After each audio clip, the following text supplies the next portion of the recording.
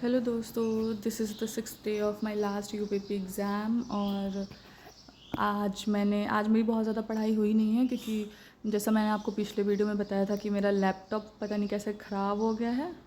और फिर मैं पूरे दिन तो मेरा इसी में निकल गया। पहले मैं लोकल शॉप पे गई, तो उसके बाद फिर वहाँ कुछ मुझे समझ नहीं आया ज़्यादा सही से, तो फिर मैं सर्विस सेंटर में डायरेक्टली चली गई।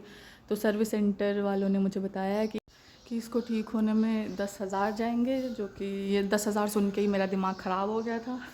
और फिर पूरे दिन ख़राब ही रहा और पूरा दिन मेरा इसी में चला गया। लैपटॉप भी नहीं बना है, अभी मैं वापस लेके आ गई थी।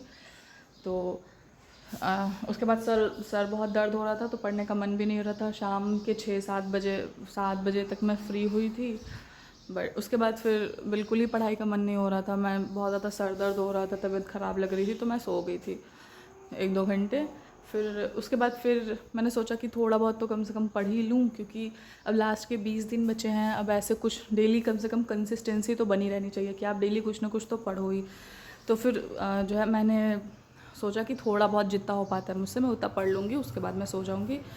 तो सबसे पहले मैंने हिंदी से शुरुआत करी थी। हिंदी में मैंने आज तत्सम तद्भव जो था उसको थोड़ा सा रिवाइज़ करा, क्यों और उसमें मेरा बहुत ज़्यादा टाइम नहीं गया।